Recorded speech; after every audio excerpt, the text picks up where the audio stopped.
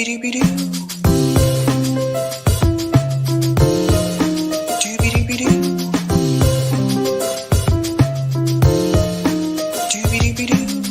host, sabrinasalvati.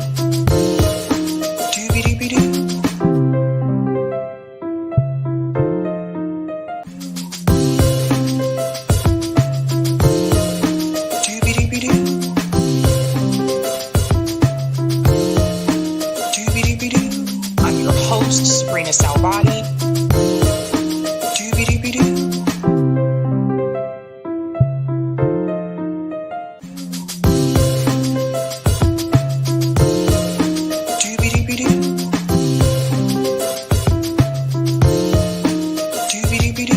I'm your host, sabrinasalvati. All right. Happy Friday, guys. Welcome to Sab's podcast. I'm your host, Sabrina Salvati. My special guest tonight is Dr. Cornel West. He is a presidential candidate for 2024, and he's now running as an independent. Welcome back, Dr. West. Always a blessing to be in conversation with you. And of course, Anahita says hello as well. It was wonderful to get a chance to see you, meet you, and give you a hug and things. Yeah, DC, the DC event was really great, so shout out to Cold Pink for putting that all together. I thought the panel was awesome. So that was my first time meeting a lot of people, actually. Yeah, no, it was beautiful. It was a cacophony of voices and quite powerful. Yeah.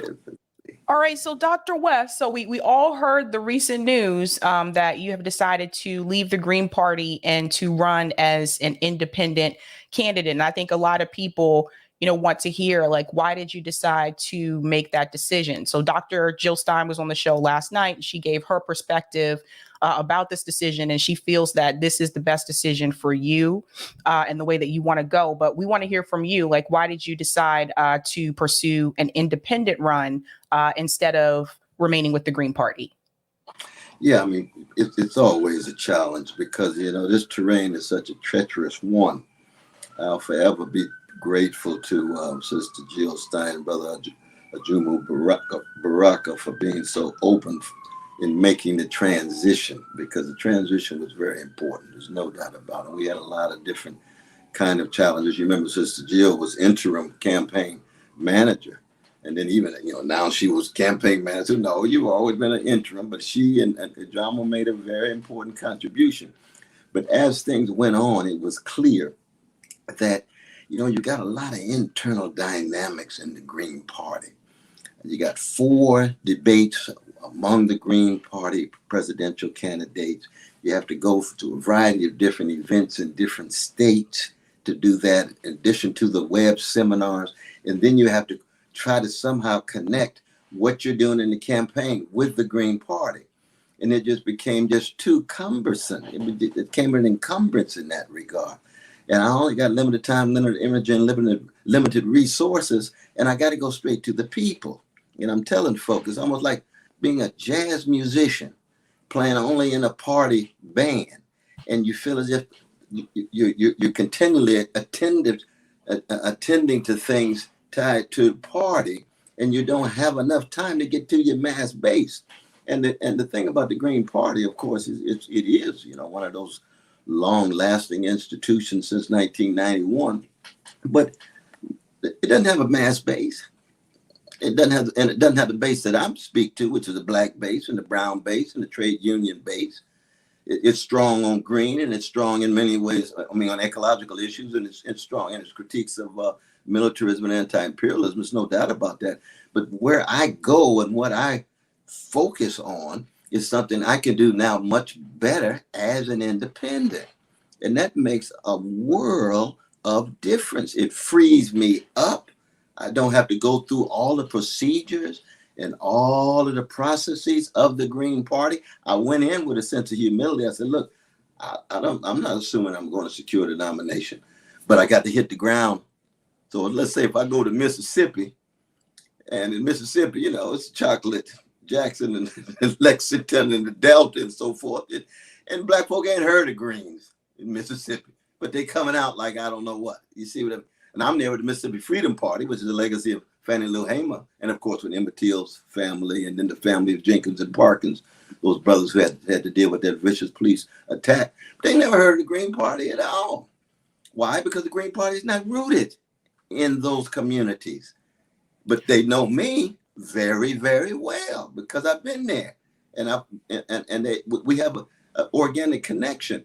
And so, in that sense, it really was a freeing up of me, even though, as I said before, that the Green Party, and especially those two, made an important contribution in terms of the transition. But we were just trying to get off the ground, and I thank God that Brother Peter came along. Now, Sister Jill recommended Peter, you know that, because, and I'm grateful for that as well, because he's doing a magnificent job. That brother, he is an organizational leader. He's got a certain kind of genius of bringing people together and accenting the best, and still living with some of these, vicious attacks that's still coming at him. But he's just pushing those back, because we know that I'm running things. We know Anna, he just helping run things. And that me and Brother Peter, we work as campaign manager and as candidate. And he brings the pros and cons. I can tell you the pros. He brought the pros and cons. Here's the arguments this way. Here's the arguments this way. Brother West, what do you think? Sister Anahita, what do you think? Well, that's how Peter rolls. He really is he's a joy to work with, and I just hate to see him kind of going through a lot of these vicious attacks. But the proof is in the pudding. People say, "Oh, he's moving to the right. West must be moving to the center." Did it sound like I'm moving to the right in the speech that you heard the other night? It's the same. So Dr. West, when you say the Green Party isn't rooted in some of those communities, like in Mississippi, are you referring to particularly the Green Party not being rooted in Black communities? Black, brown, working class. I'm spending a lot of time with indigenous brothers and sisters who ain't never heard of Green.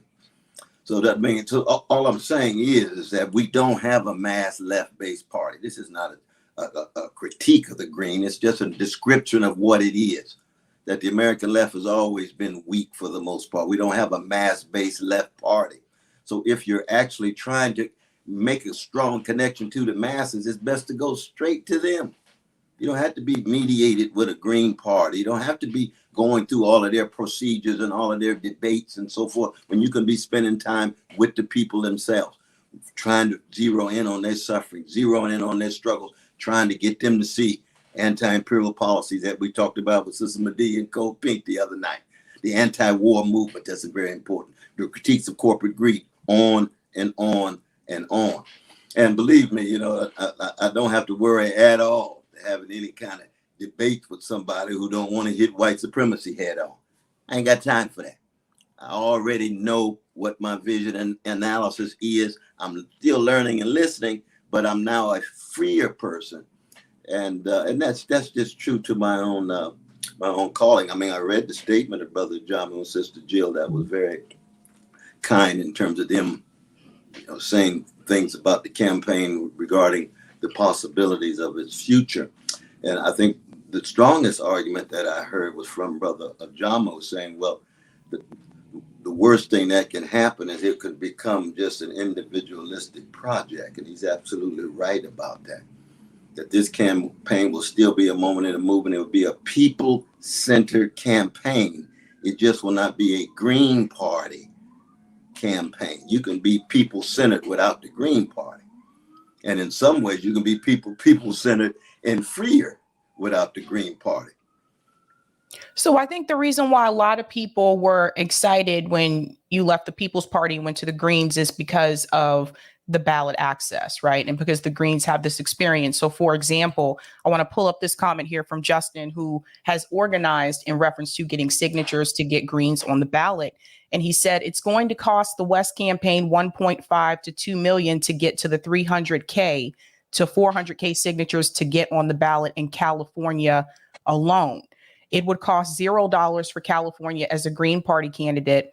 This is an epic mistake. With the Green Party, Cornel could have been on 50 states for $2 million. I think for a lot of us, it's not so much about we're Green members, because like I'm not a member of the Green Party. I'm a registered independent. Right. It's not, for a lot of us we're not Green Party members, but it was that ballot access. And I think where a lot of people are concerned is that now as an independent, it's kind of like you're starting all over, and you're going to have to raise, like the example that Justin gave with California, the amount of money that you're going to have to raise just to get on the ballot in California. That's why people are concerned. So is there a strategy in reference to getting that ballot access and the fundraising that'll go along with that? Mm-hmm. No, I mean, there's no doubt that the 18 states that the brothers and sisters and siblings in the Green Party have access to, and we need 32 states in order to be on all 50. That is a tremendous uphill battle, no matter what. Now we start with 0, and we're independent. But keep in mind, in many states, the independents need much fewer signatures than third-party candidates. And that's true across the board among a whole slew of states. Now, California, New York is indeed a challenge. New York's always a challenge. 42 days, you can so forth. So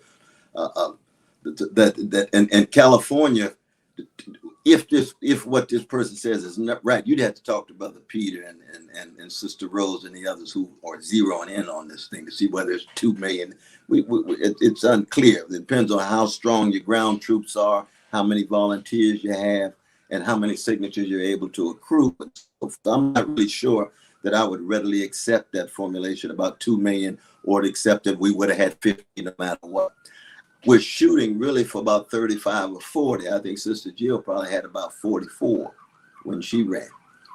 And they're not due until next year. We're starting very early. Starting very, very early. I talked with Brother Ralph Nader, and he was very excited about what I'm doing. He had argued I should have been with the independents from the very beginning because he had his own challenges with the Green. We won't get into all of those tensions and challenges. And he's been the towering figure, even more than Jill in terms of visibility as a figure tied to the Green campaigns, but never a Green himself. And he was saying how that when he ran as independent, he was able to get over 40-some states. So that we are going to be in place. I think we're going to be in a good 35 or 40, no matter what. I really do. Very much so. But is the strategy, for example, in reference to getting the ballot access, is the strategy to focus on those? I think there's about 30 states that the Green Party does not have access. Is the strategy to focus primarily on those states where the Green Party does not have access first? Oh, no. I mean, at this point, we're focusing on what we want to focus on. It's not a matter of what the Greens have or don't have. That we're hitting those crucial states that are pivotal states, and we're hitting those states where we have a very good chance of being able to get on readily, and then we raise the big money. Now, the point that was made in the Twitter there about money, it is true that you got to raise big money. Not big money, but significant amounts of money. And in many ways, it's easier to raise that money as an independent than it is Green. The Green has a certain stereotype that can make it even more difficult in certain instances. I'm just being very honest with you in this regard. And I don't have to worry about that anymore. So in that regard, I think we're going to surprise a lot of people. That the message, the analysis is going to be strong, as radical, subversive as ever. That the availability and accessibility of myself to the people with direct encounter is going to be much more intense. And as you know, I've been blessed so far with tremendous media attention, including the Sabby show. But I appreciate that, Brother Tim Black, I appreciate that, and the others. You all make a difference. So I know you mentioned Ralph Nader. I guess Ralph Nader is in support of independent and third party runs again now, because there was a recent article with an interview of Ralph Nader on the Washington Post, where Ralph Nader, the interview said that Ralph Nader said he would do what he can to help Joe Biden win. So I guess Ralph Nader is not going in that direction now, or That's a wonderful question. When I talked to Brother Ralph, he was talking about his marvelous sister too, Claire, but he was talking about how he makes a distinction between fascism and autocracy. And even though he believes that autocracy might be better, it is still terrible. And that doesn't mean he votes for autocratic candidates just because he makes a distinction. That's what he told me. So, I mean, I didn't go into detail. He's just my brother. I have tremendous love and respect for that brother. And he gives me great insights in terms of what it is to run as an independent, because he's somebody that I learned much from, like others. But that was what he told me. Who knows? You know, who knows? I mean, you know his critique of corporate power that's about 70 years old and counting, his critique of empire, his defense of the Palestinians and so forth, that he's got a long record. Okay, because some of the people that watch the show, they were excited when they heard the news you were going independent because they don't like political parties at all. Like some of the people that watch the show, they're, party abolitionists. They say abolish all political parties. People should just run independent. And then there were other people that felt that this move to an independent run means that you would no longer be considered a threat to the duopoly. And one of those people is Ryan Grimm. So Ryan Grimm tweeted this.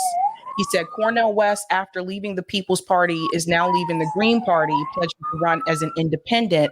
Probably good news for Democrats, as he's unlikely to be on the ballot in some states. So people like Ryan Grimm actually look at this as though this is actually going to help the Democratic Party, not hurt the Democratic Party. No, that's the challenge to the Ryans of the world. I appreciate his candor. So much hangs on what some states is.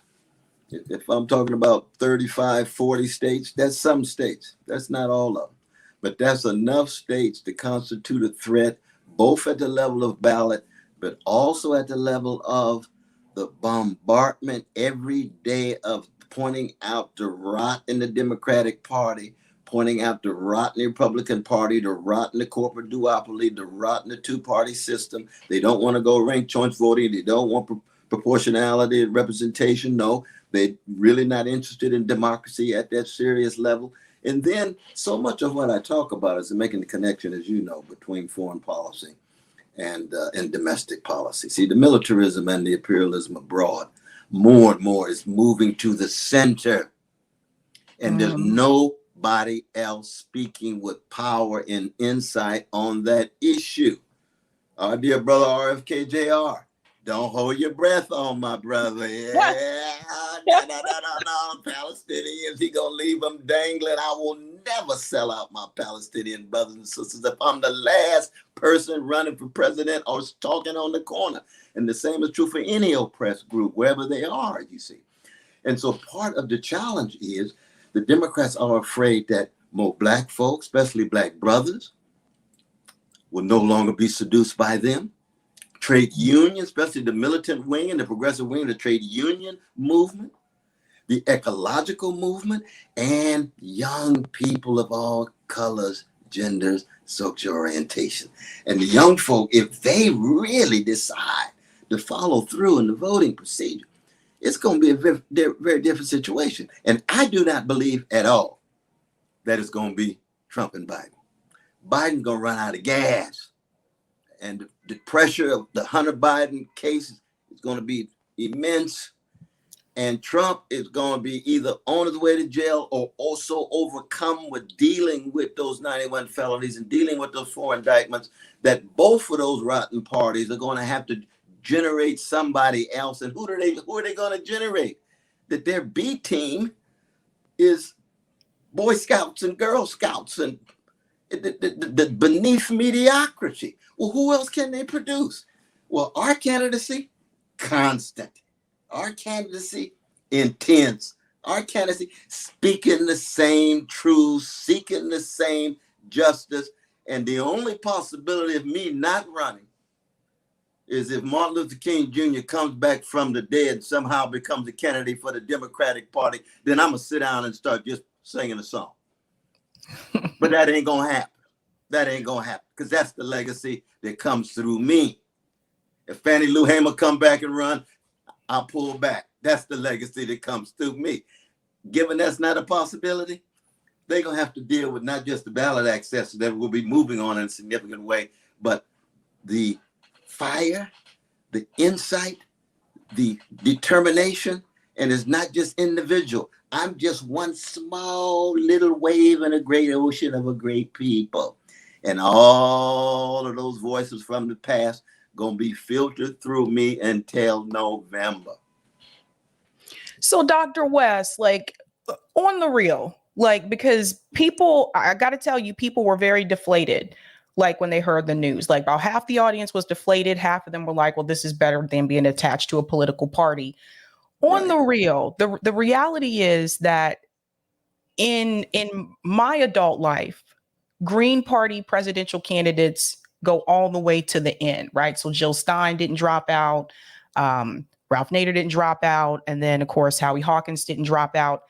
The fear from some is that now that you are running as an independent, now this gives you that leeway to drop out. So I have to ask, are you going to drop out or are you going to continue to go to the end?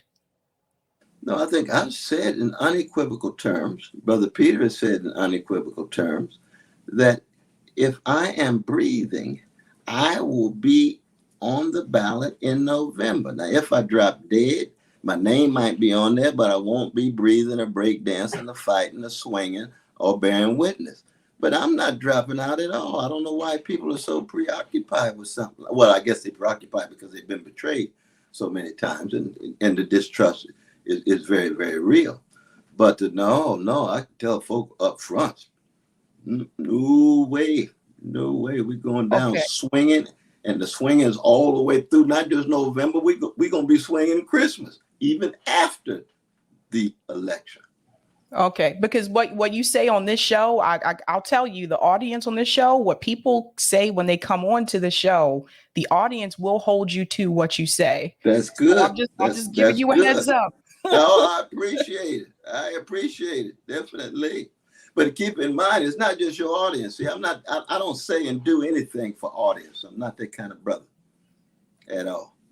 That I got a calling. Well, and I have service to authority beyond just audiences, and I got to be true to myself. You see what I mean? Well, one thing that people did point out, which was a positive, the platform now, a lot of people pointed to the fact that this platform looks very good. Very fleshed out. I don't know if this was you and Peter together or Peter put this together, but the first thing, economic justice. And one of the things that stood out to me, and I got to say this, Dr. West, because I told Roger Meadows, I said, is Dr. West been listening to Roger Meadows super chats? Because this one here about established federal public banking institutions, Roger Meadows really big on public banking. So I was like, Dr. West been listening to us. I thought that was a really good one. I thought this here, national $27 minimum wage with special considerations for specific geographies where $27 an hour would not be a family sustaining wage. The fact that you did point out the fact in some states, $27 an hour may go far. And in some states, it may not go far. Where I am right now on 110th Street in Columbus Avenue in Harlem.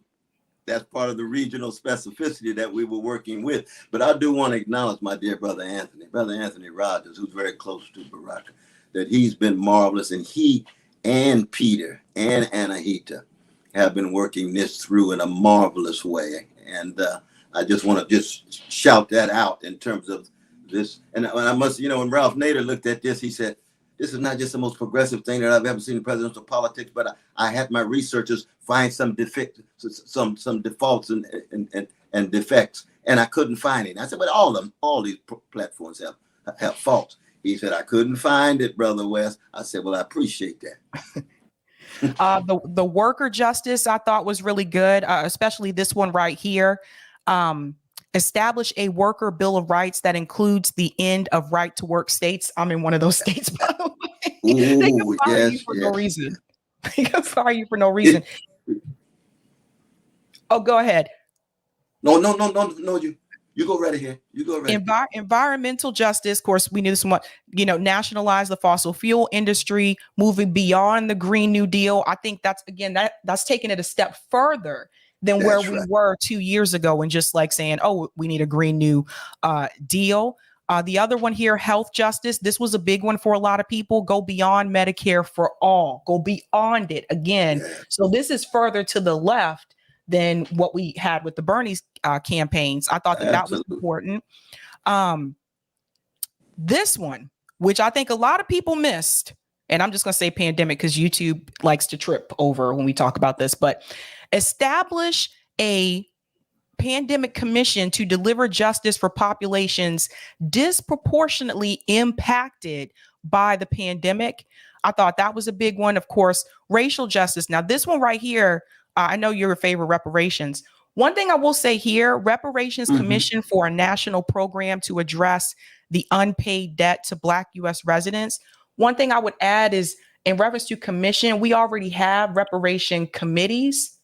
So I think to go a step further and say cash reparations, for those people, what the dollar amount should be, how should it be implemented? Because, like, for example, Marianne Williamson said, give that money to Black organizations. And there was a lot of pushback on that. People are like, no, give it directly to the hands of African-American people, because with the Japanese Americans that were in the internment camps, that money went directly into their hands. So that's something I will say about that. Like, when you say reparation I commission, appreciate that. I yeah, appreciate that. And the last thing you want to do is give it to any organizations that have corrupt leadership, and it never gets into the hands of the everyday people.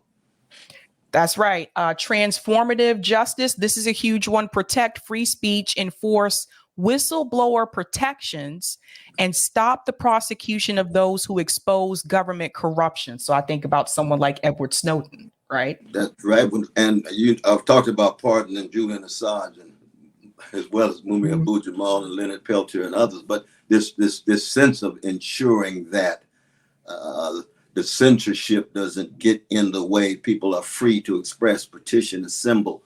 This is very important. Very important. Education justice, I think, is also, that's a big one for me. But minimum wage of $80,000 for all U.S. public school teachers K through 12. Dr. West, I come from education. Teachers are very underpaid in this country. And having lived overseas, like teachers in Germany, teachers in like countries like Korea, they make way more than teachers in this country make. So that was a big one for me. And then there's LGBTQIA justice. I thought this was really big. In the unwarranted, unnecessary, and dangerous assaults on transgender people. I thought that was important. Gun violence justice in the gun violence epidemic. And immigration justice, which is a big issue right now in reference to the border. Massive investment in transforming immigration policies to create a broad legal pathway for residency that centers compassion, morality, dignity, and ethics. The immigration issue in this country, and I have several friends that went through that process, it takes way too long. Way too long. Some people, it took them 10 years to become a U.S. citizen. And of course, a big one, global justice, dismantle the U.S. empire, disband NATO. That is still a really big one for me, because I think that that's something that needs to happen. But a lot of us said that the platform is good. And you can imagine, I mean, NATO's and the U.S. backed NATO's leading us toward World War III with the possible nuclear exchange. It couldn't get more fundamental. Everything is at stake in that regard. But it also includes hands off Haiti, and it includes the AFRICOM on the continent. It includes the militarization, not just abroad, but the ways in which it's connected to Cop City and what have you. I mean, all of those issues are crucial ones. And I just want to thank you for putting that out there, because there's a sense in which the platform was the lead that gets buried in the story, because everybody concerned about, well, what were the internal struggles of the Green Party and Brother West? I said, oh, Lord have mercy. No, let's keep the focus on the people and the struggles and the visions and the ways in which through solidarity we can actually empower everyday people. And it sounds simple, but it is crucial. It's fundamental because all we need is distractions and Well, distractions on distractions. two recommendations I would make: ranked choice voting, which is that's a big one. Ranked choice voting, establish that, especially for independent and third party candidates. That's something that is a big one with people. And then the other one is public financing of elections. And I say that because we have to change the system. As long as like the corporate money is coming into these campaigns, we're never going to break free of the MIC and Wall Street's hold on these parties. And it's a big problem. No, that's absolutely right. That's absolutely right. I had a feeling that we had that on there, though. That's not on there, you think? I'll double check. I had a feeling that I know we talked about it among our group with Brother Peter and Anahita and Brother Anthony, who, as I said before, has been quite wonderful on this stuff. But Lee Camp did a poll, and I think you might be interested in seeing this. Brother Lee, what did he say? Yeah. On Twitter, he said Cornel West and RFK Jr. are both announcing they're running as independents. If you aren't voting for the corporate duopoly, who would you vote for?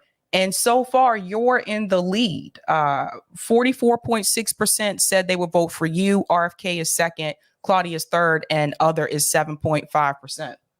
Wow. Yeah, I hadn't seen that. I appreciate you sharing that with me. We're going to see what Brother RFK Jr. has to say on Monday. It's hard to know whether it's libertarian, independent, or he might the last minute pull back. We just don't know. But I just pray for his safety. You know, I want him to make sure that he, Biden ought to provide some serious Secret Service support for him. I think it's a shame. It's disgusting that he even has to ask for it, let alone plead and beg for it, because he's a very decent brother, even though I've got some deep disagreements with him. And we got not just ideologically, but also in terms of the kind of priorities that he would have, free market capitalism and Trump tax cuts preserved. And wait, come on, my brother. Come on, we got some challenges here, though. But that's another issue. But that is it. And it was nice to meet Claudia. I never met Sister Claudia before. You know, she's comes out of Union Seminary just like myself, and she had some wonderful things to say. She really did. I'd never met her before, so it was nice that Anahita and myself got a chance to meet her and say hello, give her a hug and things. Because in the end, it's still about solidarity. That was the point I was trying to make in D.C. We got to get beyond just the petty differences and so forth. So if you're fundamentally committed to poor and working people, then you might have a lot of different differences here or there, but you're going to be against the greed. You're going to be against the capitalist subjugation. You're going to be against the corporate greed. You're going to be against the racism and sexism and transphobia and homophobia and anti-Jewish and anti-Palestinian and anti-Arab, with all of that. Tilted in that direction, that's where we need to go. And I'm just making the case that when it comes to presidential politics, I think I got the strongest case to make. Well, Dr. West, last night, Jill Stein mentioned that she may possibly run for president as well through the Green Party. I'm curious to get your take on that. Well, then she and I would have these wonderful clashes. We'll have wonderful clashes. Absolutely. Indeed. I mean, it's hard to conceive of how she would on 1 minute support me and be so fired up for my campaign and then say, well, I have to run in order to preserve the institutional autonomy of the party. Wow, that weakens the left. Does that mean your allegiance to the party is deeper than the allegiance to the people's movement? Well, those are questions they'd have to come to terms with. Those are questions that they'd have to wrestle with, because they would say, well, we don't want just a campaign without the party benefiting. You say, well, the party's been around for 32 years. Where is it now? If they had 32 years and benefited, they ought to be much broader, much deeper. They ought to have tremendous roots, but they don't. So they have to be very honest and Socratic and self-critical about the party in that regard. And that's a painful thing, but it's something that has to be done. Why? Because in the end, it ain't about the party. It ain't about individuals at all. It's about how do we become the most effective vehicles to empower the people. And most of the people ain't heard about the Green Party. Most of the people ain't heard about Cornel West. Most of the people ain't heard about Jill Stein. You know what I mean? You got to be honest about that. As you would say, to keep it real, we got to be honest about that. So what do? Well, we have to open ourselves and try to be able to come together to make the largest collective impact and then continue to build. So it's got to be tied to a moment and a movement. Absolutely. It's got to be people-centered. Well, John was right about that. But whether it has to go through the Green Party, wait a minute. Please. No way. No way. Mm-mm. Well, Dr. West, I know you have a limited amount of time, but thank you so much. I appreciate you, making the time to come on, because when people heard this, some people did feel like they were like, what's happening? Like Dr. West was with the People's Party, then he goes to the Greens. Now he's leaving the Green Party. And that's understandable. That's understandable. It really is. It's understandable. Very much. And I'm in the process, trying to, it's tried and true. How do you get tried and true? And that's part of the jazz sensibility, where you're not just improvisational, but you try something. If you don't get locked into it, if you think it's not working, and you got to make sure that you can sing your song and do your dance and put your words and your body out there for the people, to make sure that their needs that are sacred are at the center. And that's what these 3 months have been very, very bumpy. Ain't no doubt about that. But the beautiful thing is, we going to go down swinging, not just in November. We going to go down swinging till the worms get our bodies. That's the beauty of the struggle for freedom, come out of my tradition. And I'm sure others too, but I'm thinking especially a tradition on the chocolate side of town. All right. Well, Dr. West, thank you so much for coming on. All right. Stay strong now. Thank you. All righty. All right, guys. So that was Dr. Cornel West. And I think that one of the things that we do want to do, like, I can't tell you guys like what to do when you go to the voting booth, right? But I do think it is important that we focus on policy. And that's a big one for me. Policy over personality. And I would hope that moving forward, we can do that. We can stop focusing on personalities and we can focus on the policies. I think that's really important thing to happen. But yeah, I know some of you are probably like, why is she live at 5 at 5 p.m.? Yeah, I went live earlier to accommodate Dr. West. I know it's kind of weird being live at this time, but welcome. We have a couple more stories. So stick around. I got some pretty controversial news here about Joe Biden continuing some of Trump's policies. One that I think a lot of you are not going to be happy with. So we're going to get to the other stories as well. But first, I want to go ahead and shout out comments here. Thank you, Sim.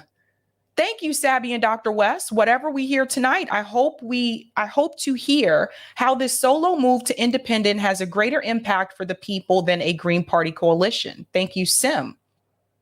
Lucy, Dr. West, please speak on disability justice. Your campaign already shifted the discourse for so many oppressed. Don't leave us out. We can't be an afterthought. That's a good point. Thank you, Lucy. Thank you, John. Green Party is on the 2024 ballot in Mississippi. Thank you, John. Shout out to Athena for becoming a member. Let's give Athena a big whoop, whoop.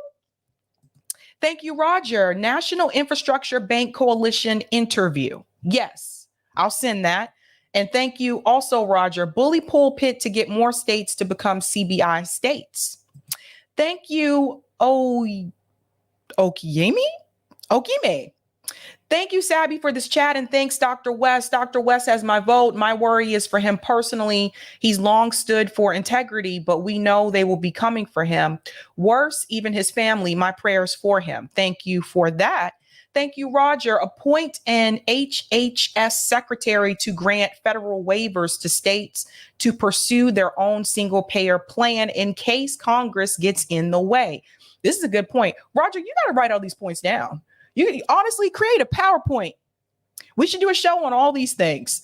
Shout out to JB, says policy and strategy matters most. Getting movements on the ground and building community is the most important, even beyond a campaign. Thank you, John. A candidate without a political party becomes little more than a transient personality cult. And Amine says 5 p.m. is actually a great time.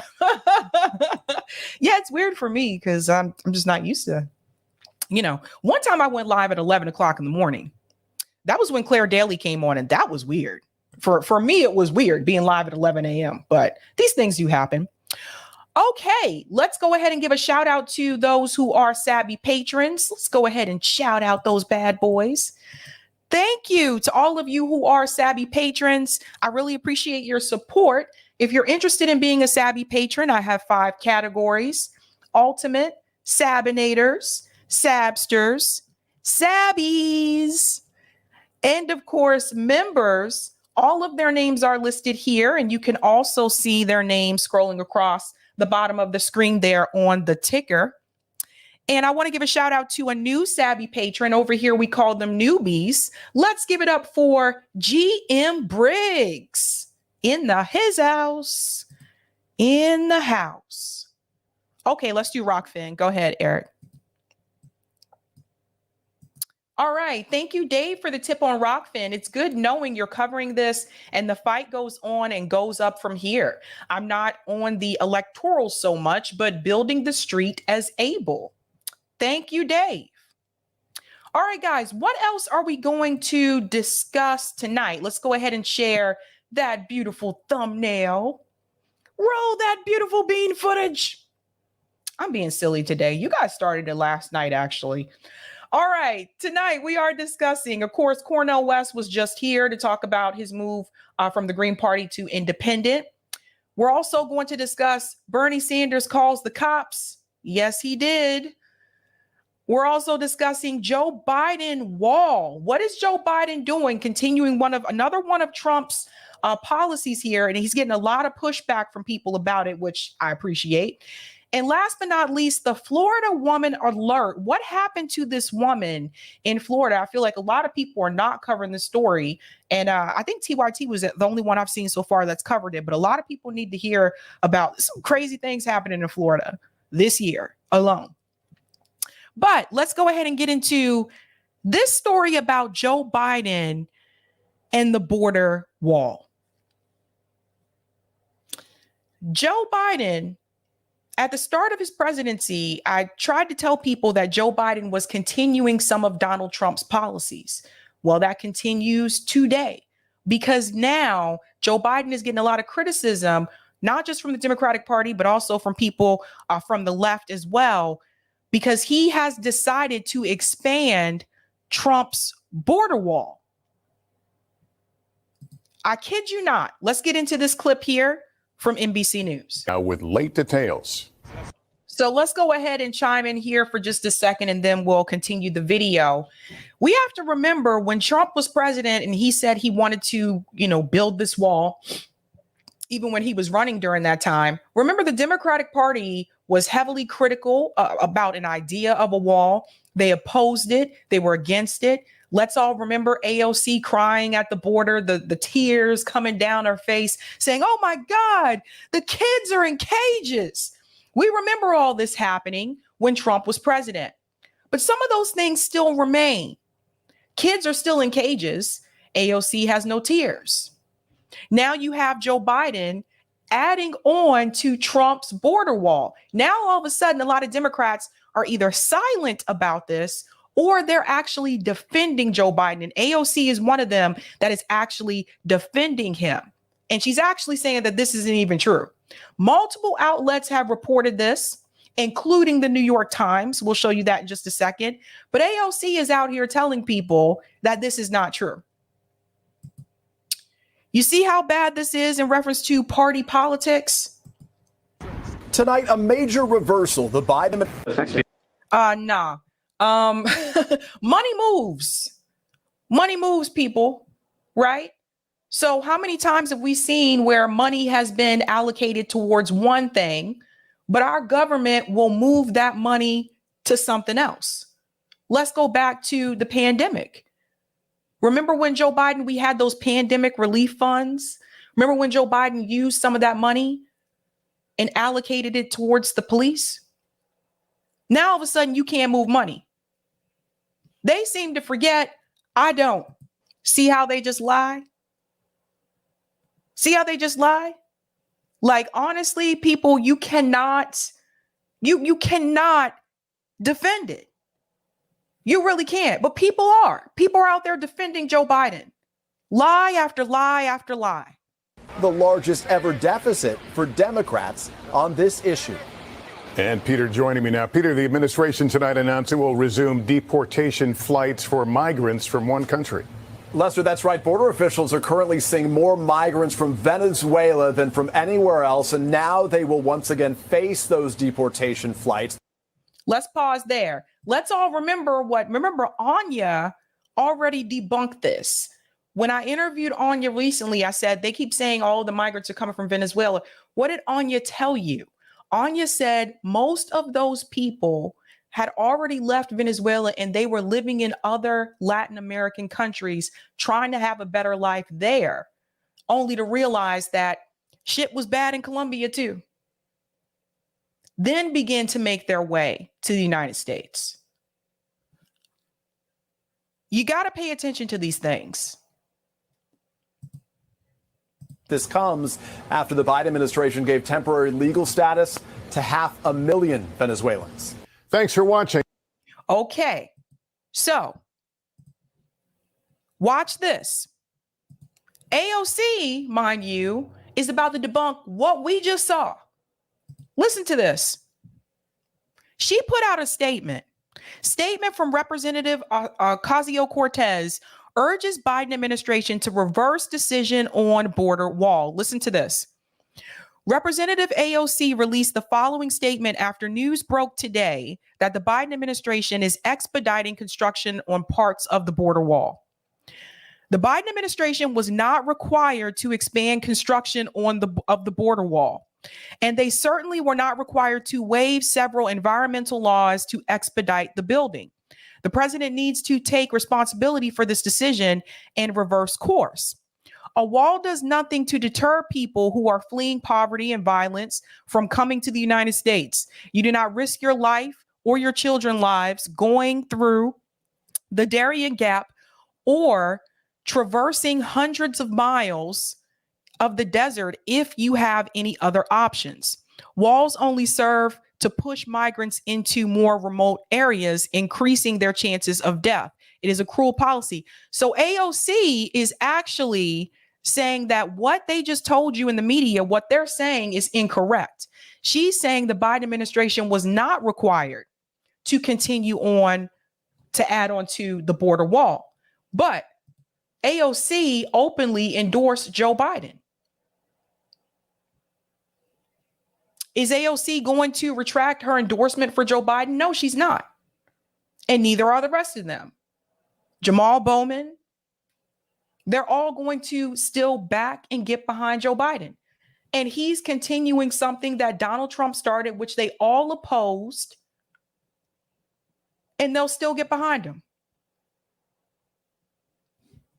Makes no sense. Instead, the U.S. must take examining the root of migration more seriously, re-examine policy towards Latin America, and stop contributing to the destabilization that drives migration, as Senator Marco Rubio's Venezuela sanctions have done. Let me show you what she just did here. As Senator Marco Rubio's Venezuela sanctions have done, she purposely identified a Republican politician to blame for sanctions. Sanctions have happened under Democrats and under Republicans. And it's not just Venezuela, right? The Biden administration has put sanctions on countries right now. But she's smart here. Notice she makes it seem like this is something that the Republicans are doing, not the Democrats. Notice she didn't call out Joe Biden when it comes to sanctions. Pay attention to stuff like that. We also have to finally invest in meaningful immigration reform. So what AOC did here, because see, when I told you before that she makes sure that she look out for her people, she look out for her people.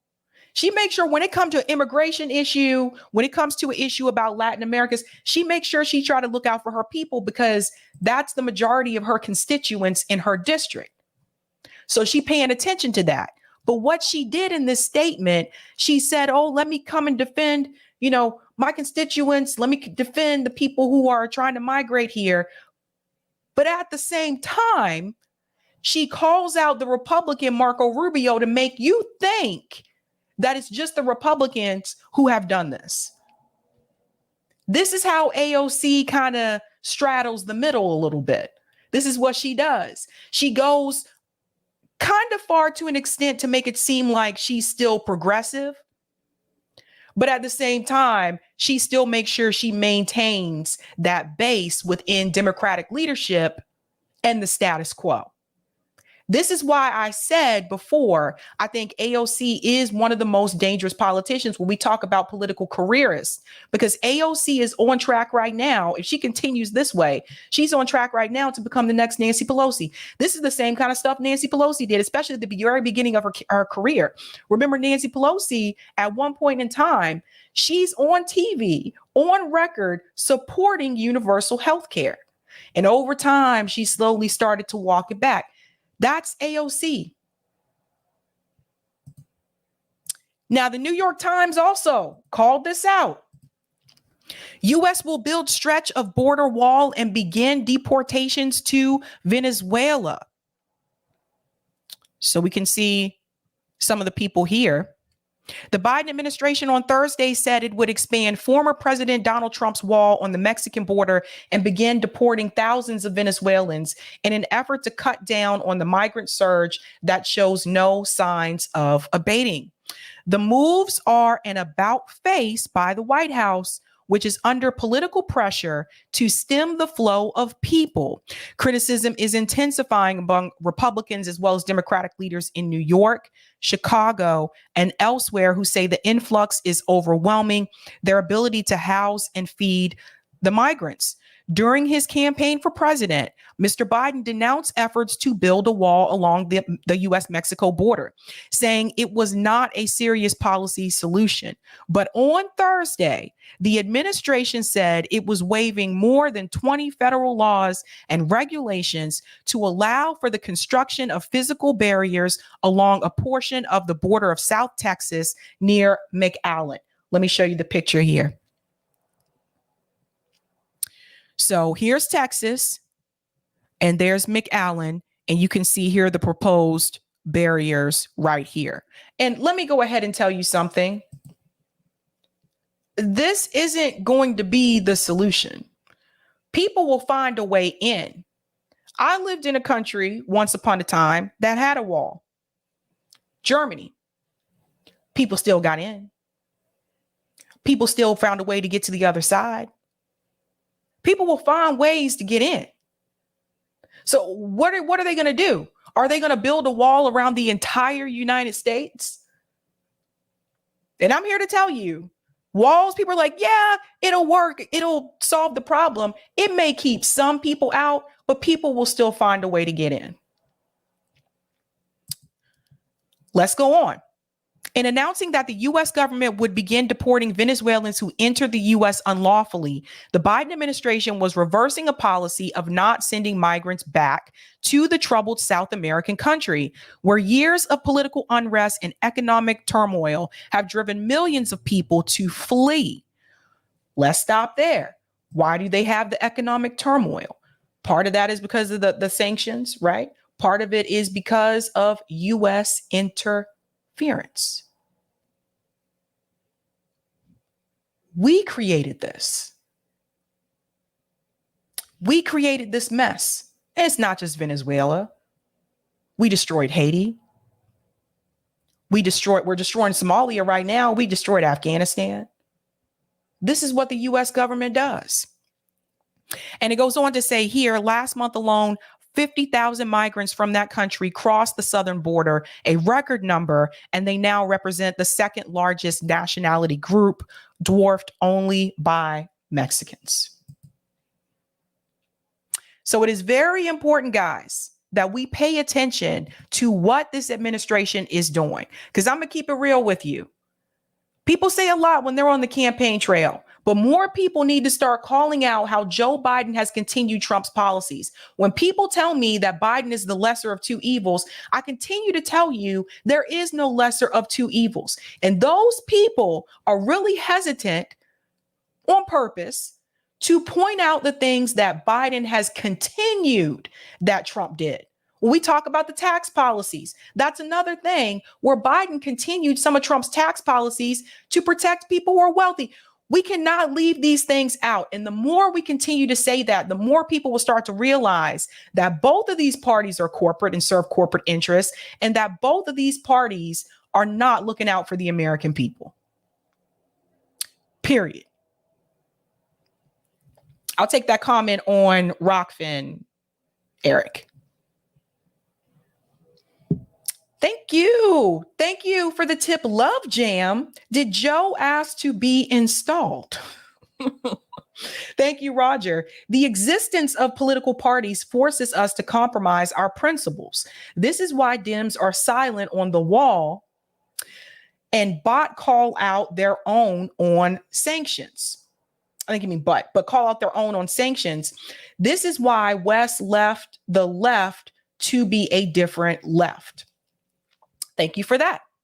I'll go to some of the comments here. Shout out to Jay Georgie for becoming a Sabby member. Let's give Jay a big whoop whoop. Echo J, I wonder if the folks who accuse Biden of open borders will cheer this move. Of course they won't. That's a good question, Echo J. Thank you, Jay Tolbert. Mr. President, if you don't stop this wall, I'm going to vote for you anyway. AOC. Bingo. Oh, man. Christian, every single drone missile we drop abroad, we're feeling right here at home. That's right. It all comes back to bite us. This next story, if you have not heard, if you live in Florida, you need to be aware of this story. I've had some crazy stories come out of Florida this year, but this one really takes the cake. And I think people need to understand that this is still happening in this country. So Afeni actually posted this. Afeni said a Black woman who was found hanging from a tree in September 2023, and there are white leftists who will tell you that dismantling white supremacy must take a backseat to center class warfare. Listen to this video, and then I'm going to get into the video from TYT, because so far they're the only ones I've seen that covered this story. Listen to this, guys. I'm going to need y'all to stop what y'all doing, and I'm going to need y'all to make this video go viral. I'm going to need y'all to like, share, comment, tag other people. I need y'all to watch this video all the way through, and here's why. Now, I'm sure most of you have not heard about this video, as they are trying to do their best job to ensure that this video never sees the light of a day. But a Black woman was just found hung from a tree. It says right there. Woman in Orlando found hanging from a tree. And get this, there's not even been a thorough investigation. It hasn't even been 24 hours. And they're already claiming that this was a self-inflicted unaliving. Let me pause there for just a second. This isn't the first time that this happened. I want to remind you, during Pete Buttigieg's 2020 presidential campaign, he was getting a lot of pushback from African Americans in South Bend, Indiana, because of the way that he handled some of the racism in the police department, but also because there was a little boy who was hanged. And Pete Buttigieg was supposed to go back to the mother, which he said he would do, go back to the mother and try to find some type of resolution and justice for the family. That never happened. So you'll see videos online of, there was a town hall that Pete Buttigieg held in South Bend, Indiana, and the community came to him and said, "You're the mayor, you need to do something." And Pete Buttigieg was just sitting there on that stage, just like this. Didn't know what to do. Didn't know what to do. So this incident that happened in Florida, this is not a one-off. I want people to understand that this has been happening. These stories are just not reported as much as you would think. Let me continue. Now, this Black woman that was found hung from a tree. Hold on, let me retract that. Let me start that over. This Black woman who was found partially nude hanging from this tree. His name is Yona Lubrin. And currently, their family is asking for y'all's help as they say they know different, that there's no way that Yona could have done this to herself. I mean, let me ask y'all, because right now, really, it's not making no sense.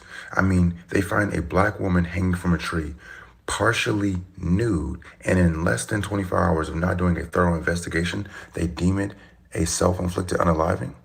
And you would have thought that finding her vehicle less than a few blocks away being burglarized and vandalized, along with all the gasoline poured on it, would have been evidence enough to say that this was not something that was self-inflicted. Now, here's how we can help, because this story definitely needs the publicity and it needs the media attention. So besides just making this video go viral, for those that are in the Orlando area, the family is asking that everyone gather at City Hall on October 3rd at 6:30. Now, seeing as there's barely information being able to be found on Google or anything like that, I've also tagged a couple creators that are going to be best served to give you more information as they are in the close vicinity right here and right now. I say again. Okay, so just FYI, when I looked up information about this story, it was very hard to find this story. Very hard to find it. And I'm like, look, somebody's got to be talking about this somewhere. And it turns out that the people who are talking about it, what happened to the video? Did they take the video down? Eric, what happened? I just clicked on it and it. Hold up, guys. I hope they didn't take the video down. See what I was telling you? Let me see. Let me try it again. Oh my God, they're not letting people see this. I'm going to show you guys. Watch this, right? So this is the video that I was telling you about. Okay. Death of a black Florida woman found hanging from a tree, ruled a suicide. Watch this. You see what's happening? They won't let people see it. What's that, Eric? That one wouldn't show. Yeah. So guys, they are blocking this. Hold on, let me go back. They're blocking this so that people won't see this. And they labeled it as like self-harm or whatever. This woman was not, let me just pull up the article. This woman did not hurt herself. But you see what they're doing here? Let me pull it up on the pull up the article. I'm telling you, it was hard to find this story. Okay, USA Today just posted it. Let me pull this up. Because a lot of people are not talking about this. Okay, here we go. They posted it 5 hours ago. Yesterday, very hard to find this. After police say black woman's hanging death a suicide, Florida community pushes for more investigation. And this is oftentimes what happens. The community, Eric, can you close this picture? This is what happens. Oftentimes the community, those people are the ones who rise up and push for some type of justice. Oftentimes it's not the police. So it says Orlando community members and family are calling on police to further investigate the circumstances surrounding a 30-year-old black woman who was found hanging from a tree. Yo-Yo, or Yolna, known as Yo-Yo, was found hanging from a tree in a residential backyard while police were responding to an unattended death call on Thursday. Let me go on here. Police have spoken about the incident while the investigation is still ongoing to address false information on social media. They said evidence points to a suicide, but the final cause of death will be determined by the medical examiner. So that's questionable right there. Why wouldn't they wait for that examination from the medical examiner before they ruled it that way? Let's go on. Yo-Yo's family believes police did not do enough to investigate and acted under an assumption that she took her own life. Activists working with the Lubrin family say the incident echoes the death of a black man found hanging in a tree 3 years ago which was ruled a suicide by the same police department. So I told you this is not a one-off. Same place, Orlando, Florida, but it's been happening across the country. Overall, they have not done their due diligence in providing more insight. Yo-Yo's sister Naomi said to USA Today, I feel like they messed up horribly. So it says, sister and Orlando community push for a closer look. Again, so here's all the people outside of the city hall. And again, this happened to a gentleman 3 years ago. So you see, the community has to push for these things. More than 60 people gathered at Orlando City Hall Tuesday evening to call onto the police to further investigate her death. Naomi said that many people showed up after seeing a video of Yo-Yo where she was found dead that was circulating on social media, raised questions about how she could have died by suicide in the backyard of a stranger's home. That's the other key point. This was not her house.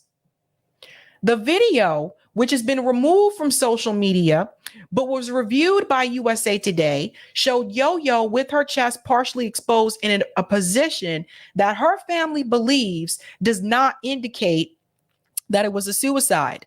She's able to push her hand up and touch the house literally so she can stand up.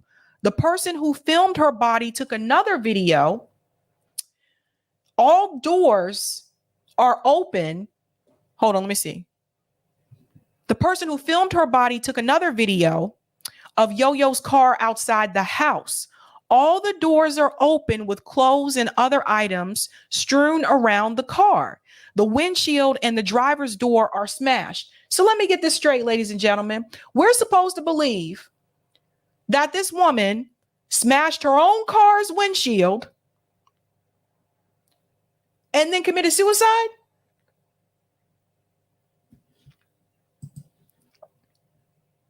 Naomi, that's her sister, also described a number of red flags that she said police should have investigated further.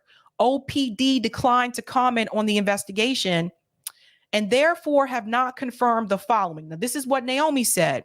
The man who took the videos lives with another man in an efficiency unit behind the house Yo-Yo was found at. They were leaving for work when they saw the body and did not call 911. They did not talk to the police that day.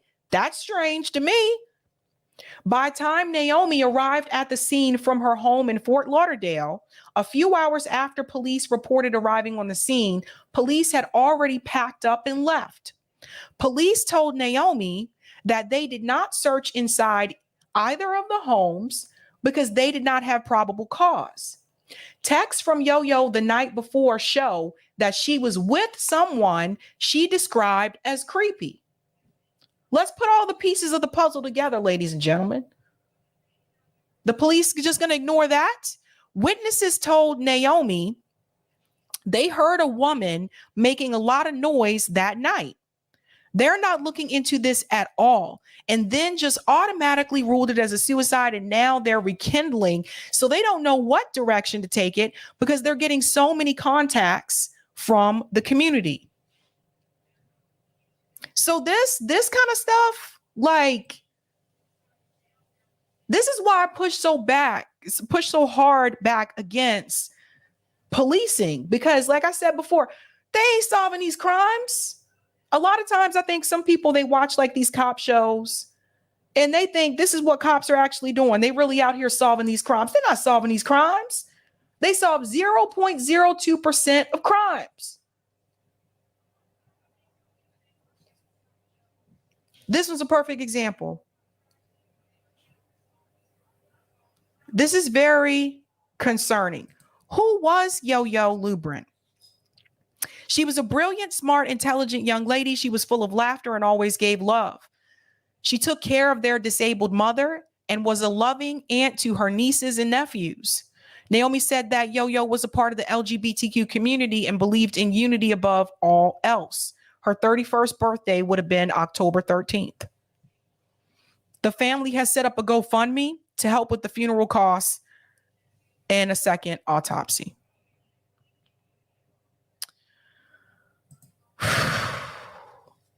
There are many more stories like this. We'll have to wait and see what the medical examiner reveals. But this is very, very concerning. Very concerning. Let me go to some of the comments here. Terry says there was a black girl here in Massachusetts found hanging from a tree a few years back. There was a story that, this was before I had my show, but there was a story that I had shared on Facebook. There were a group of boys that tried to hang a kid in New Hampshire. Thank you, Black Thoughts. Tree Works, Dim Style, those people support Biden. And thank you for this as well. A Dem run media doing the hiding, those y'all allies. Not my allies. Thank you, Dwayne. Cops do not solve crimes. Cops kill innocent Black people. And telling y'all about policing. Okay. We're going to go to this next story about Bernie Sanders, speaking of policing, because it appears that Bernie Sanders is not only a snitch, but Bernie Sanders is a cop. Now, recently I was in DC to cover the Peace in Ukraine rally, anti-war rally. I thought it was a great rally. There was a follow-up to that particular event the next morning, and that was to protest at Congress and basically to push back against people like Bernie Sanders and him choosing to fund Ukraine. So I couldn't attend that event because I left that next morning, so I wasn't able to attend that event. But I felt like this was the right thing to do. Because the thing is, remember when AOC protested outside Nancy Pelosi's office? You got to go directly to these people. So with Bernie Sanders and all his rhetoric and yada, yada, at the end of the day, when it came time to vote for war, Bernie Sanders is voting for it. So Code Pink, they led this event to protest in Bernie Sanders' office.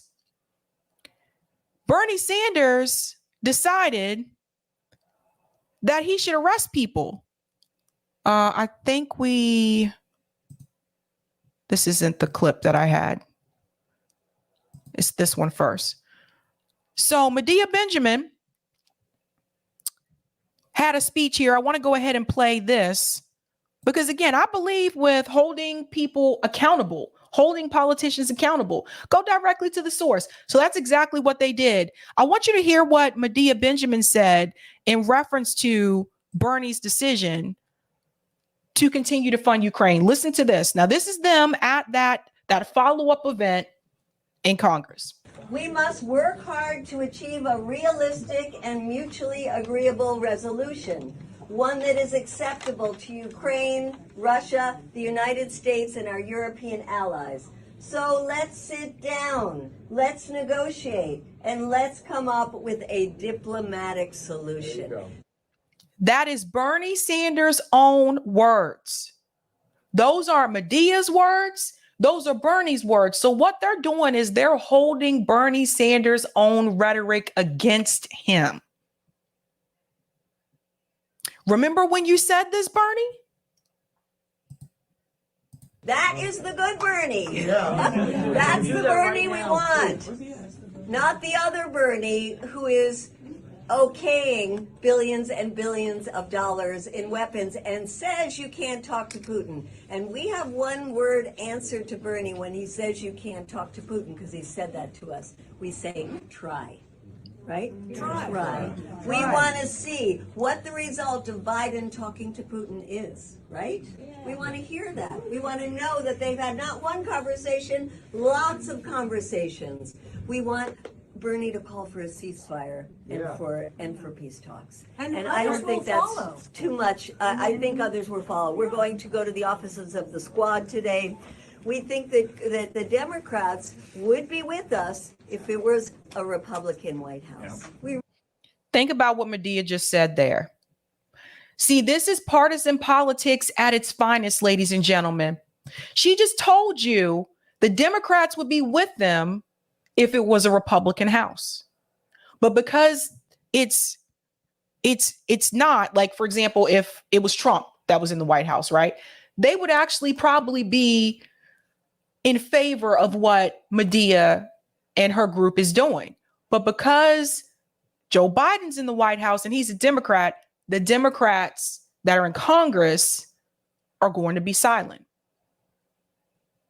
They're going to comply. They go along with Democrat Party leadership. Another one of the dangers of partisan politics. This is the problem with the parties. This is why people like Roger Meadows continue to say, abolish all political parties. Because as long as you're a part of a party, you're going to go along with the party for the most part. You may have a few outliers, but for the most part, you're going to go along with the party. This is also the reason why the founding fathers did not want political parties. They thought it would be a bad idea. Let's continue. Really do feel that way. We feel that for Democrats, this is a partisan issue, and that we would have Bernie with us all the way if there was a Trump or another Republican in the White House. We would have the squad with us. We would have Barbara Lee with us. But unfortunately, when they came out, as you know, the 30 Democrats in the House who came out and said we want negotiations, they were just stomped upon by their own party, by Nancy Pelosi and others in their party, and told, this is a security issue that belongs to the administration. You be quiet about it. You follow along the lines. There's elections coming up. And okay, so you heard what she said. There's elections coming up. So this is how it works. So the thing is that I also want to bring to attention, I have a couple more clips that I want to show from that event as well, because it gets crazy. But the thing is that, you know, are you anti-war or not? You know, are you anti-war when the president is the opposing party? That's when you're anti-war. That's when you're against it. Barbara Lee, who she mentioned, remember Barbara Lee voted against the Iraq war. Her and Bernie Sanders. How's Barbara Lee been since then? Because it seems like to me, after that decision was made, Barbara's kind of gone along with Democrat Party leadership. Sounds like Barbara had a talking to. You don't see it today. Now, Bernie Sanders apparently was not happy about this. So Bernie Sanders decided to call the cops on his own supporters. These people, these were Bernie supporters. These ain't Trumpers. These aren't LaRoucheites. Because for people who say, well, Jose's a part of LaRouche and he supported Trump, you can't use that excuse this time.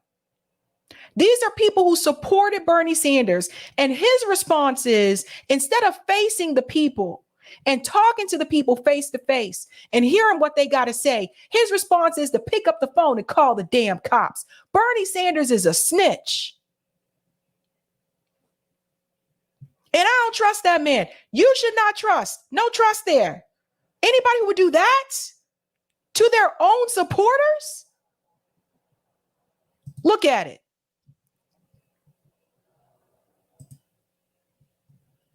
Watch this. Watch what happens to this guy. Thank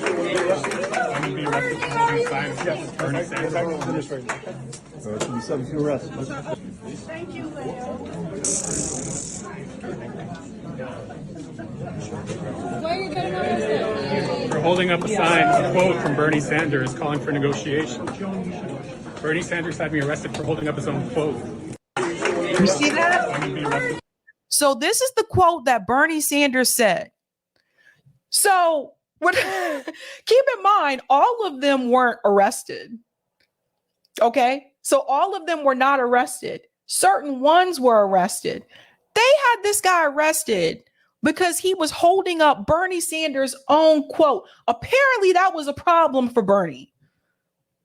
Can you believe? Let's think about this for a second. Can you guys believe we supported this guy?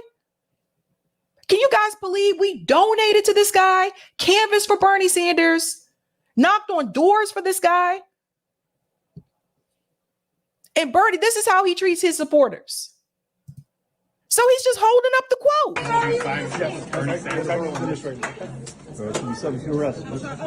Thank you, Leo. Why are you getting arrested? For holding up a sign, a quote from Bernie Sanders calling for negotiation. calling for negotiations. That was Bernie Sanders' own words. Bernie Sanders had me arrested for holding up his own quote. Crazy, right? And I say this because some people still have faith in Bernie. Believe it or not, some people still think, oh, he'll get on the right side. So Carla posted this. I want to share this as well. Bernie arrests nearly 10 activists who tried to meet with him to discuss peace in Ukraine. The police handcuffed activists simply for holding a sign quoting Bernie in 2022 when he said we needed diplomatic solutions. Now he says we need weapons and endless slaughter. Guys, that was only 2 years ago. Only 2 years ago. So it just, I don't know what to say. Like, we're not even talking about, he can't even come back and say, yeah, I said that, but that was like 15 years ago. That was 2 years ago. So you'll see here, here's the picture again of them holding up the quote from Bernie. And then I'm going to go to this video. Do you have any comment? I'm from Vermont, and I voted for Bernie every time. Let me hold on. We're going to go back. This woman right here is a Bernie Sanders constituent. So she supported him. And this is how Bernie Sanders has his own constituents arrested. Mm-hmm. Vermonters want peace. Do you have any comment? I'm from Vermont, and I voted for Bernie every time from Congress on. I wasn't there when he was mayor, but I worked for him and his campaign. I believed in him, and he has crushed all my hopes. And this is why you can't have a hero. And I know I've said this on the show multiple times, but I'll say it again. Nobody is coming to save us but us. There are no heroes. A lot of people look to Bernie as like a hero, a savior of sorts, right? I fell into that too. You can't do that. You can't do that. I said the same thing with Dr. West. Dr. West is running a campaign. RFK is running a campaign. Marianne Williamson, Claudia, a lot of people running campaigns. But what I say at the end of the day, they're not your heroes. We have to save each other. We do that over at RBN through mutual aid. We have the RBN chapters. That's how we help. We help people in our community and we organize. I got a food and clothing drive coming up in November. This is how we help each other. And you can support whoever you want to support politically, but never look at them as a hero. This is why she has that disappointment. Notice what she said. I believed in him.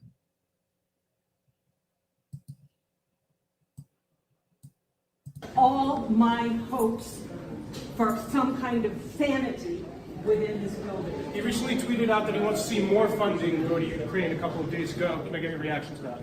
I'm horrified. I'm horrified. I watched the carnage going on over there, and how can anyone say this is good? Cluster bombs. We're on the brink of nuclear war. How can he not? All the things he says, how can he not?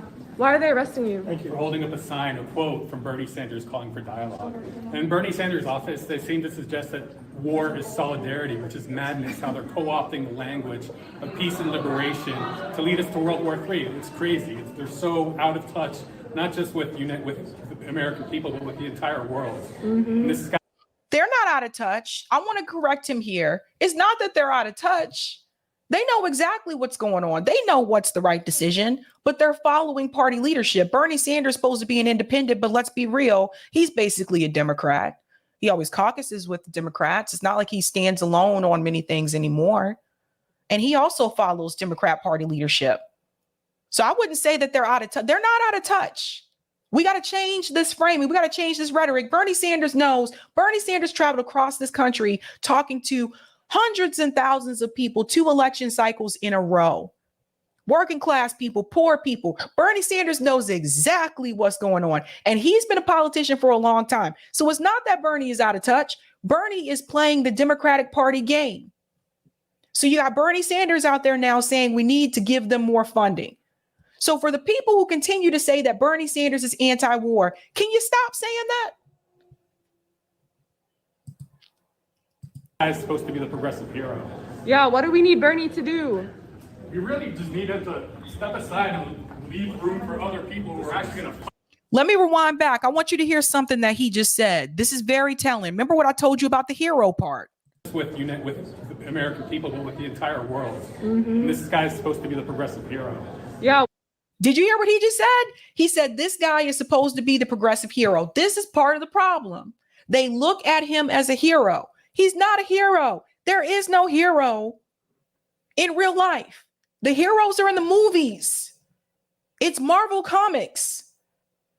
It's DC. Those are heroes. Those people, those things aren't real. In real life, there are no heroes. So you see what he said? He said he's supposed to be the progressive hero. That's why he's so disappointed. Bernie Sanders is not your hero.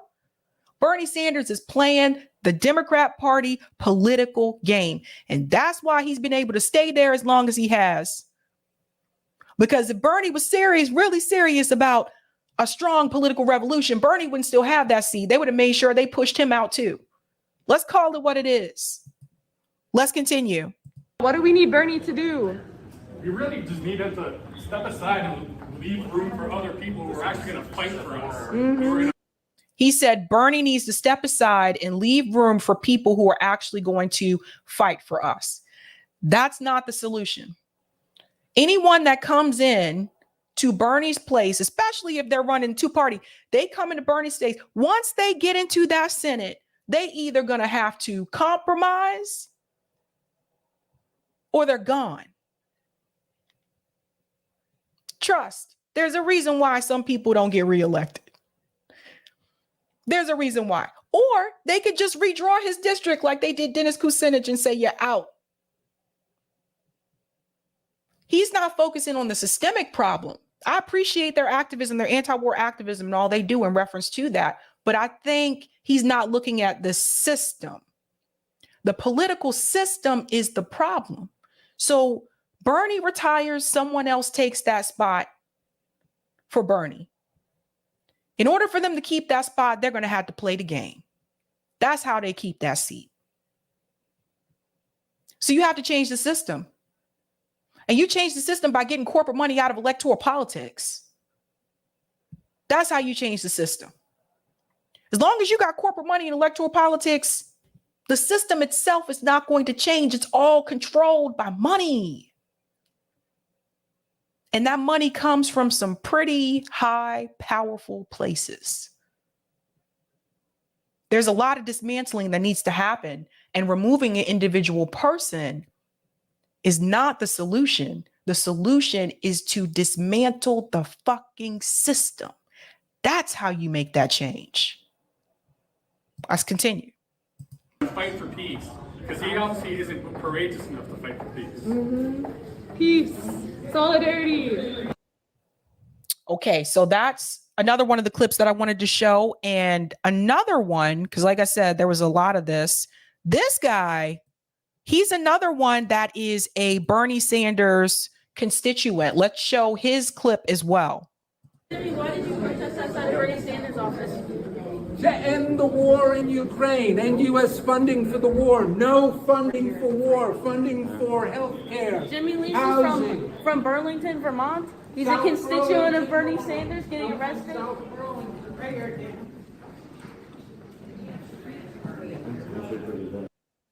Oh no, boo boo gang. This is a bad take on Bernie from Sabby. Oh no, the fuck it's not. Come on, because I got time today. No, the fuck it's not. Let's keep it real. I don't know if you some Bernie like supporter or whatever, but I'm not about that life.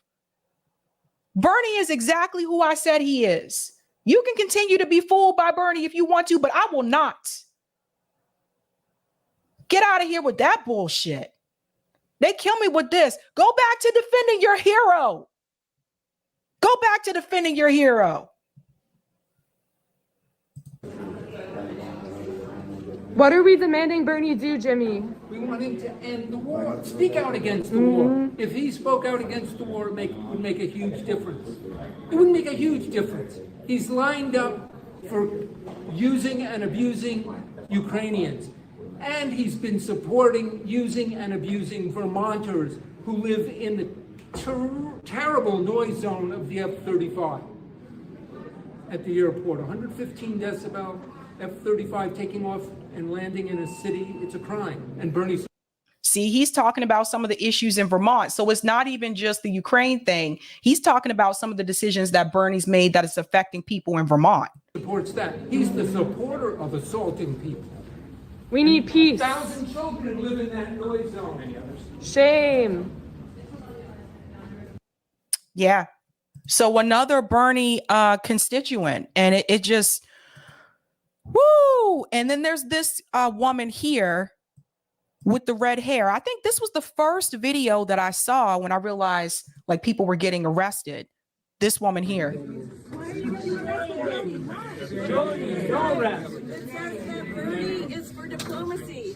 I'm here to remind him that he knows diplomacy is the right thing. He knows peace. For what? I'm here to tell him we need peace. He needs to call on Biden to go to the negotiating table. Don't tell us to Putin. Okay, you're just telling another one arrested for holding Bernie's book. So she said that Bernie Sanders needs to tell Joe Biden that diplomacy is the solution. And she said Bernie Sanders knows this. Thank you. Who else wants to All right, let's get a picture holding Bernie's phone here. While you get arrested. This is Bernie. Why are they arresting you? Why Why are they arresting you? For holding a sign?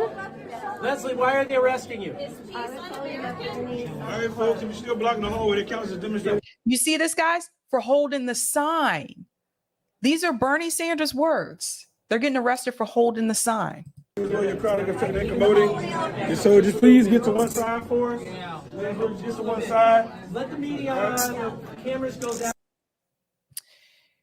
Yeah, it was a doozy.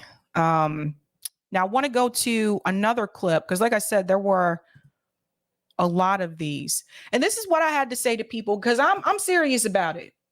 I said Bernie Sanders owes everyone a refund. He should be ashamed of himself. Instead of facing those who supported his campaigns, he calls the cops on them. And I stand by every word of that, goddammit. I stand by every word of that. Bernie Sanders owes all of you a refund. To any of you that donated money to him.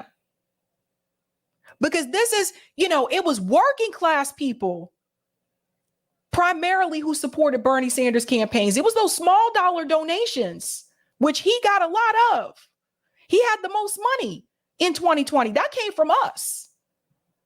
He's a sellout and a clown. And I call it like I see it. You got to hold these politicians accountable.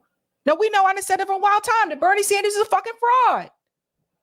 You mobilized all these people across this country, all that energy that you had, and you took it and just funneled it back into the Democratic Party. He was never serious about no damn political revolution. This was to keep you in the system. Fraud. So I stand by that. Owes people a refund. Now let me go to this particular image here from Medea Benjamin. Somebody made this cartoon. Love this cartoon showing Bernie having police arrest Code Pink founder and peace activist extraordinaire, Miss Jody Evans. Guys, look at can you see it there? Yeah. Look at this picture. I don't know who did this. Oh, it's down here. Ladoff 2023 mintpressnews.com. There's Bernie Sanders in his office holding the Ukraine flag. And it says, get this pacifist out of here. And that was Jody. That was the woman with the red hair that was getting arrested. And the cop here took the sign from her, which says Ukraine peace talks now. I thought that was pretty cool. Now, there was some criticism about this event other than the arrest. And that was this picture here with Marjorie Taylor Greene. So people saw this, and you guys know, you know how these Twitter streets are. So people saw this, and Marjorie Taylor Greene tweeted it out. The war in Ukraine must end. Today, I met brave Code Pink activists who protested for peace in Bernie Sanders' office.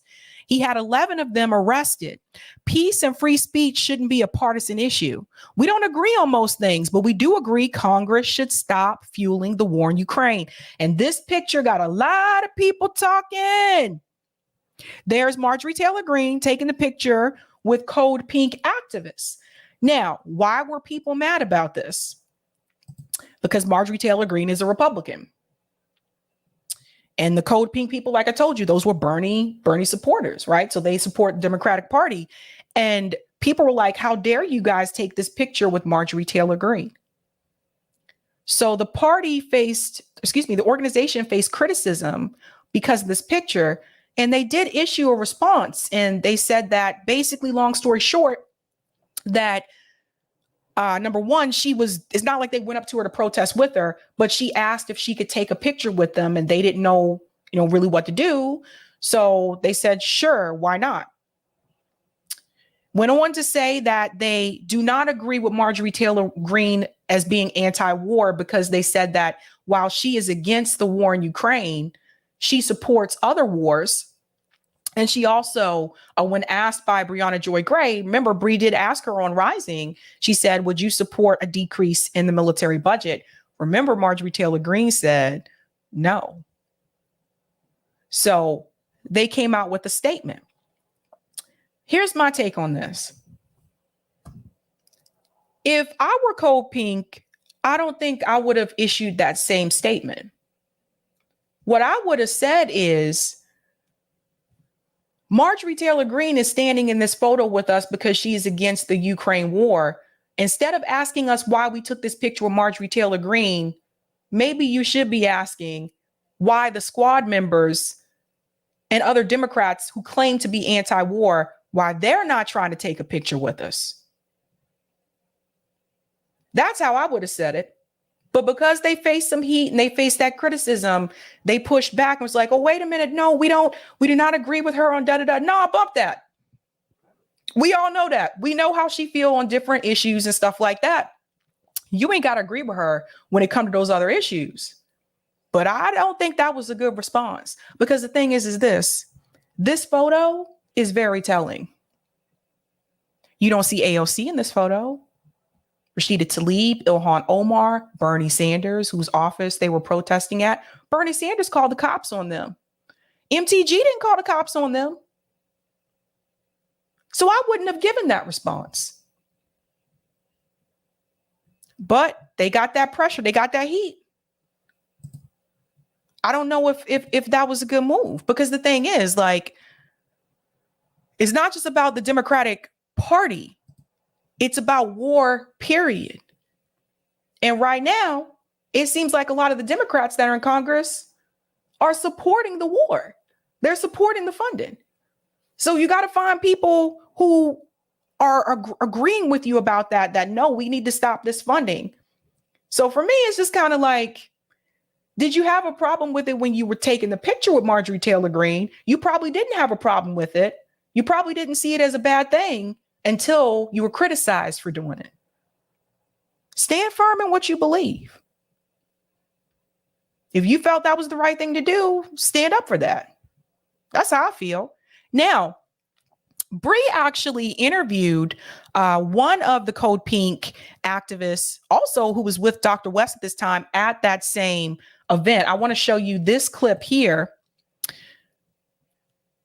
That's also from Code Pink. See, this is the part where they said there's a difference between being anti-war and not wanting funding for Ukraine war. To be anti-war, you must be an internationalist. Danica explains more in an interview done before this video was taken. So listen to this. That's Danica. The Republicans aren't exactly against funding for Ukraine for the same reasons Code Pink is. They don't want to funnel all of this war money, the Pentagon budget and foreign military aid, into things like that matter, like healthcare, accessibility, and that sort of thing. I think it's a really important point, Danica. And I love to mention that when we had an opportunity to interview Marjorie Taylor Greene on this show, and I asked her more broadly whether she supported cuts to the military budget, she said no, despite being opposed to the war in Ukraine. So I do think it's important to ask conservatives where they do plan to spend the money in the interim. You know, the Republicans aren't exact. Yeah. So that was because Bree had reminded me of that. I remember that interview. So this was their Code Pink's defense there. And my whole thing is like, no, if you didn't think you were doing anything wrong when you took that picture, then don't like come back and feel like you need to apologize because you got criticism. There has been some confusion about an image that was taken with Code Pink volunteers and Representative MTG. MTG opportunistically approached our volunteers in a parking lot on the Hill, and she requested they take a photo together. Our volunteers weren't sure how to respond and immediately reached out to us about what happened after the fact. The picture was not initiated by our organization. But I say this, so what if it was? Like, you don't need to explain all this. You really don't. We will continue to organize against war and demand our resources be reinvested into human needs like housing, universal health care, and education. And then it goes on to say there's a difference between being anti-war and not wanting funding for the Ukraine war. To be anti-war, you must be an internationalist. So if it were me, I wouldn't have backtracked that. That's just me. I mean, it's just, look, it is what it is. I don't know. Don't give into that kind of pressure, man. Don't give into that, because people try to give me pressure often about things. And imagine if I gave into it all the time. Oh, you got to stand firm in what you believe or what you were doing was the right thing to do. But yeah, I mean, like I said, it should have been members of the squad asking to take those pictures with them. But they don't. They run away from people. Think about that. Go to some of these comments here.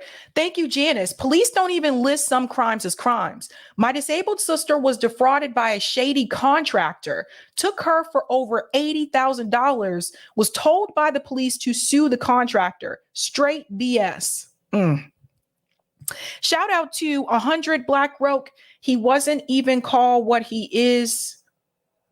I don't know what you mean there, but shout out for being a member for 2 months. Thank you, Mary. Bernie's no Captain Save a Bleep. No. Thank you for this as well, Mary. Most just won't believe in fear of feeling like a failure, and that's Bernie's fault. Sorry, guys, it does happen. You tell them, Sabby.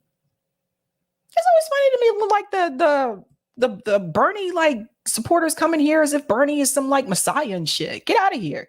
Thank you, Black Thoughts. Calling for peace gets you arrested under the Biden administration. Dems today, Republicans tomorrow. Calling for peace makes you a Putin puppet. MAA democracy. Thank you, Philly. He is who we thought he was. He took the mask off. My Denny Green voice. Check his voting record. Check his voting record as it pertains to war. That was one of the things Michael Parenti brought up, years ago. He said that Bernie Sanders is actually more of a centrist instead of a leftist. And he called out some of Bernie Sanders' foreign policy decisions, like Yugoslavia. Did I skip one? Oh, here we go. Thank you, Grandpa. Notice how the MSM is being quiet about this. You'd think they jump at the chance to bash Bernie, but as long as he's in service to the empire, ... What's up, Carlos? Thank you for the super sticker. Thank you for the super chat, DC. Code Pink, a bunch of phonies, #CounterPro. Interesting. A kid, Sabby, please consider folks are now going to be trusting and turning into Republicans because of the dishonesty of the Dems, including for Ukraine war, Hunter Biden, border issues, and mostly the economy. Yeah, and that's already been happening. Thank you, Zach. Time to have a Marxist-Leninist takeover now. Shout out to Joey Peltier, who's been a member for 3 months. I love Medea, the only celebrity that made me gaff on stage as I was starstruck meeting her moment before. Working with CD to do anti-war actions. And thank you for this, a kid. Sabby, did you see House Oversight Committee Joe Biden impeachment inquiry? The GOP has legitimate reason to further investigate Joe Biden for impeachment. I heard about it. I'm probably going to talk about that on Sunday because I didn't have enough time to get all my receipts ready. But I'll probably talk about that one on Sunday, and we'll dive into that. Dive into that. Oh, I have another one. I'm sorry. Thank you, Roger. Is Marjorie Taylor Greene for military funding, or her party makes her? Probably the party. These are all good questions, you guys, right? So we're talking about the party dynamic. All good questions. Adept said, see documentary Biology of the Second Reich, Social Darwinism and the Origins of World War I. Well, you know, Adept, I like a good documentary. I love documentaries. If you guys have recommendations for documentaries you think I should watch, you can email them to me, because that is something I never get tired of watching, are documentaries. I love them. So yeah, let me know, bro.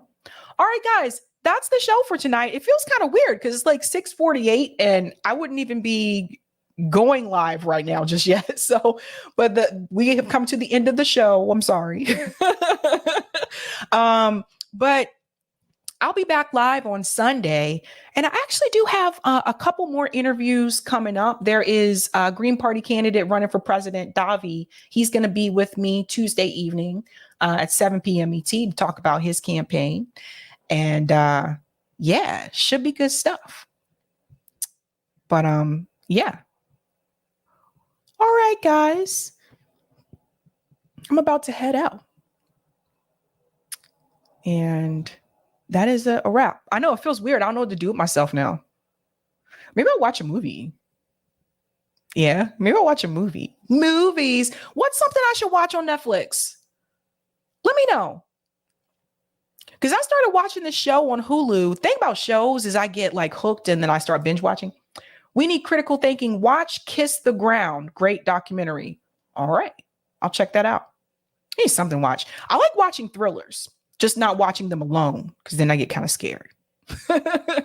I'm one of those people. Charlie said something spooky. I knew people would say that. Watch something scary, right? Oh, man. Okay. Well, maybe I can check that out. Maybe something spooky. I don't know. We'll see. You guys like scary movies? You watch it? There's that movie about the GameStop, the crypto. Remember the story that happened like with GameStop where people bought all the shares or something, like the stock or whatever? That movie's in the theaters. I've been wanting to see that movie. So I think I'm gonna try to go see that movie, especially if it rains tomorrow. I was gonna go to the fair, but if it's raining, I might just have to suck it up because the fair is gone after tomorrow. Sunday? No, I think it's tomorrow. The fair is gone after that. So I might just suck it up and go anyway. Because I love going to the fair, but it's only here for like a week. Things to figure out. I gotta put these things together, figure out what I'm gonna do. Bryce said, I'm watching that new Exorcist movie. You know what, Bryce? You can have that one all to yourself. I saw the trailer for that movie when we went to go see Equalizer 3. I saw the trailer and I was like, nope, you guys can have that one. I'll watch some scary movies as long as I'm watching it like with someone else, but there's a limit that I have when it comes to scary movies. Like, I don't want to see someone's head spinning around. That just does it for me, you know. I'm good on that. All right, guys, I am heading out. Have a good night. Keep up the fight.